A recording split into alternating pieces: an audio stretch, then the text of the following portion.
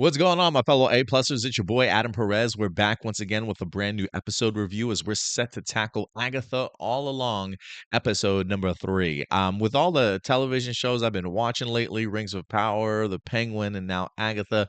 For a second there, when I started doing the review, I thought I was on like episodes 4 or 5 with these multi sort of episodic drops, if you will, to go ahead and kick off debuts and premieres of the show. I felt like we were further along the Agatha All Along series than what we were, but we are 3 episodes in, man, as we begin our first official trial on the Witch's Road. And let me just say, I'm continuing to really enjoy the cast. 3 weeks in, to certainly say the least.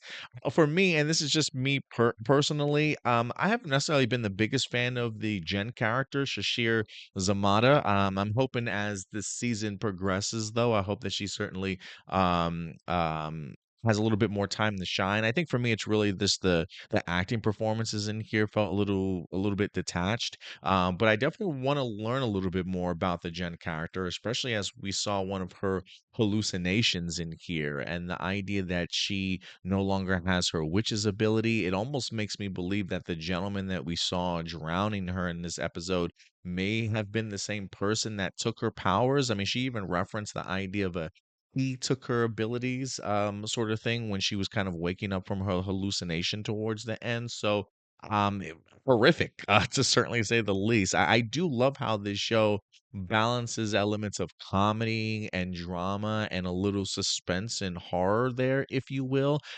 Just the cool little switch of tone from when Jen turns around the corner from out of the cupboard, only to come to find out that she's like in the middle of one of her worst nightmare sort of thing. Same thing when we have Lilia in here who turns a corner and seemingly stares down what looks to be like Lady Death or something like that.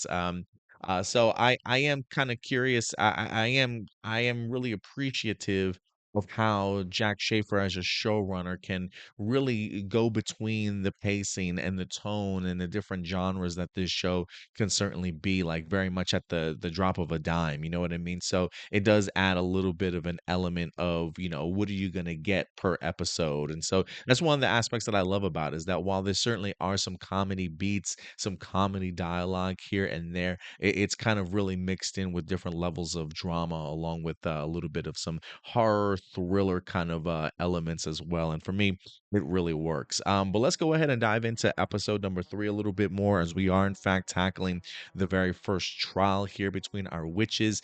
As they go further down the road, they come to find a house, a random house, which I think Agatha references that it might be on Jen's vision board or something like that. So maybe this is the witch's road, sort of tapping into one of our witches' sort of dream homes, if you will. But it goes back to what Jacqueline Schaefer is so good at, the idea of us taking us from something like the witch's road, seeing everybody in their regular civilian garb, but once you enter the house, it's almost like you're transported to like a completely different time period, or a completely different sort of type of show, if you will. And if Jacqueline Schaefer can really kind of tap into that for like each trial to certainly feel like a different genre or time period that we've kind of lived in, it's definitely just kind of taking remnants of what she did with WandaVision, but just on a much, in a bigger way, if you will, here on the Witch's Road. So I kind of dig the idea that they go into, as Joe Locke's character Teen in here says, more of that 90s feel. The wife with the, or the mom or the wife with the wine, if you will, also. So yeah, so a pretty cool costume design, set piece and things like that that they wind up putting together for this 90s middle-aged household wife's house, if you will. As we get to see them not only knocking back some wine bottles, but clearly poisonous wine bottles. And the person that unfortunately suffers the most in this episode is poor Deborah Roop, who plays Mrs. Hart, or her real name, as it certainly should be, in Sharon, as she's the one to first go through sort of like the face manipulation of her face getting swollen. Clearly, they use practical effects. I saw like a behind the scenes clip of all the actresses using their sort of swollen face kind of makeup and prosthetic design, if you will. hilarious stuff to kind of see each other looking at each other as weirdly as they certainly were. But Mrs. Hart is really the first one to not only have to deal with the ramifications of what's going on, but she seems to have a trippy hallucination of Wanda, where we get a Wanda Maximoff name drop in here, which I thought was pretty interesting. It seems like she's clearly having PTSD from a time period from what had happened to her in WandaVision per se. But unfortunately for Sharon, she does not make it out of this episode alive. She is the first person to certainly bite the dust. I am fascinated in the choice of Agatha to bring Sharon along, considering the fact that she is not a witch. There is an element to me that wonders if this is all part of Agatha's plan, in the sense that she feels like she might need sort of a sacrificial lamb in order to move forward. Like, there are elements at times, especially watching this episode, that it makes me feel like maybe Agatha's never been on the witch's road before, or maybe she was reluctantly pulled into it but somehow survived by like killing everybody else or sacrificing everybody else for her to succeed. Like, does she truly know how to navigate the witch's road, or is she kind of all making this up as she kind of goes along? I mean, she has mentioned the idea that she's been down the road, and there's some suggestions that other people know that she's been down the road. But I don't know, the way that Kathryn Hahn in here acts sometimes when as Agatha makes me wonder, like, if she's truly ever been down this road, and as she is she kind of making it up as she goes along. I mean, when she says things like in the previous episode, the last time I did this, it didn't take so long for the door to open. So clearly she seems like she's been a part of it, but I do wonder, like, how much of her surviving was on her, or the concept of manipulating people, and the fact that she winds up bringing Sharon along, knowing that she's certainly not a witch, and Sharon is the first one to kind of bite the dust. It does make me wonder her intentions of bringing Sharon along the entire time. But the great comedy beat in this here, though, is that despite the fact that everybody all episode and since the shows began has called her Mrs. Hart, despite her correcting people that she's Sharon, I love the fact that when they finally do get her name right by the teen saying, not everybody, Sharon's dead. I love the fact that the last line from Agatha is, who's Sharon? Like, come on, man. She's been trying to tell you it's not Mrs. Hart the whole entire time. And the one time that we actually do get her name right, she's dead on arrival, sort of thing. So poor Sharon, but great comedy beat at the end. Who's Sharon? It just made me laugh when everybody looks at her and then the credits roll, sort of thing. So despite the death of Sharon, still having some time to laugh about it a little bit, which I thought was pretty priceless. But I do love Deborah Roop. It is a little bit of a bummer that she's not in this show. I would assume that she's not going to be in it for the remainder of the season, but she definitely added to some great comedy beats in here, to certainly say the least.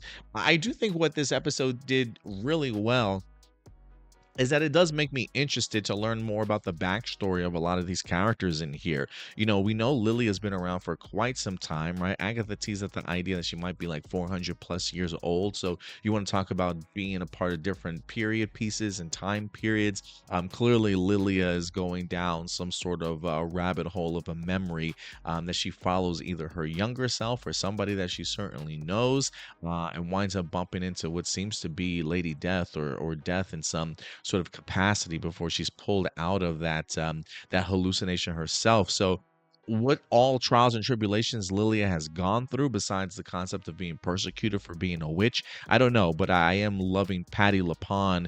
Just some of her random outbursts that I think, as the season progresses, if we're paying attention to some of the things that she's saying, will probably come along to make a lot more sense. Especially when Patty, as Lilia in here mentions, or has an outburst of like, you have to save Agatha or something along those lines, right? It definitely takes Agatha aback, and they probably all look at her like she's crazy, just saying random things. But I have a feeling by the time we get further into this show, every little random spout is certainly going to have meant something. So I probably should be writing these down, to be quite frank with you. But I am fascinated to learn a little bit more about Lilia, and especially Alice. With the concept of what's going on with her mom, right? Us learning that her mom forced her to get sort of some sort of witch tattoo in order to protect her from curses. Alice's mom clearly believing that the women in the family are cursed, and getting the opportunity to see Alice meet her mom in a hallucination where her mom warns her, "Look, your grandma's gone. I'm probably next. Like it's gonna be coming for you soon. So you certainly need to run." And it seems like that seems to be what Alice's mentality has been this whole entire time. Maybe run away from the concept of being a witch, and the curse may not certainly find you. But the fact that Alice certainly has some, questions about what happened to her mom. I love the fact that she got the opportunity to see her mom face to face, and just the struggle and torment that her own mom certainly went through, whether that be drinking herself to death or whatever the case may be. Clearly realizing that this curse is more serious than she possibly could have imagined. And so, again, while I do think for me the weakest link from an acting perspective has been Shachir Zamata as Jen. That could just simply me. If you guys are really big fans of her as the character, and which she's, some of her, the way she's pulling off her dialogue and performances and stuff, I'm glad that you're certainly enjoying her as a character. If anything, I think from a character perspective, I am more fascinated in learning about her past than I am for really caring about her character. If that, I don't think that really makes a lot of sense, but because I do feel like she's the weaker of all the witches in here. But this hallucination definitely piqued my interest. And if there is like a big mystery that I am really even more fascinated in learning, it is this connection between Agatha and the teen.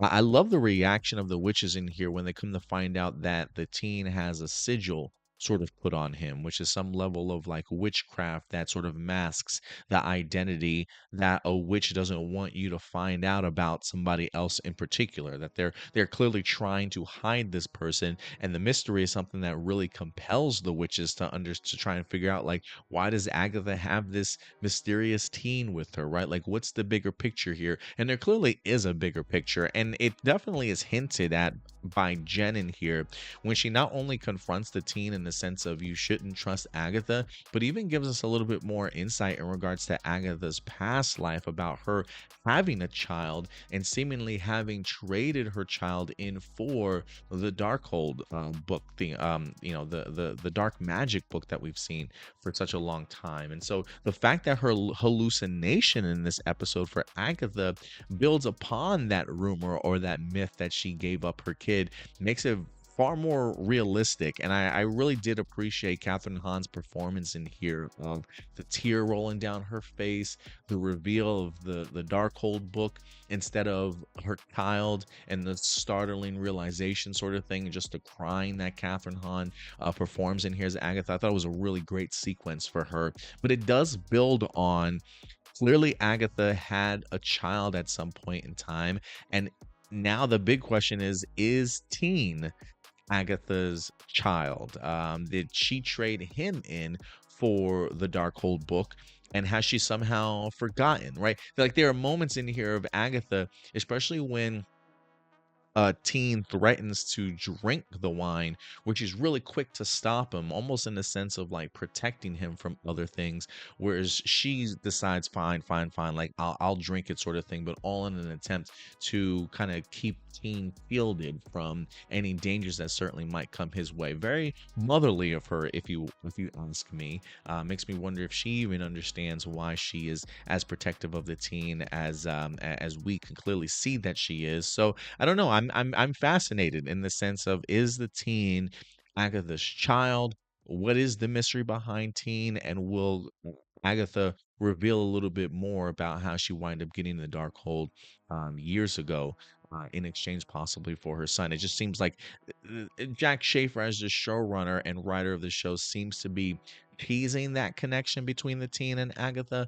But I almost wonder if it's too on the nose for us, for them, and if there's a bigger sort of twist that is in fact kind of coming. But I really love the insight and some of the teasings into a lot of these witches' backstory. Again, I'm loving the balance between the comedy, the drama, and some of the horror sort of witch elements that we're getting in here. And it's making for a pretty fun show. I'm not going to say this is the best thing that I've seen from Marvel television, but I appreciate appreciate the idea of this being, especially when it comes to Marvel television now, its own encompassed story where we can just simply focus on the characters and don't really have to worry about how the series impacts the overall larger sort of MCU at the end of the day. And for me, it's making this season quite the success, to be quite frank with you. But again, these are simply my A+ opinions.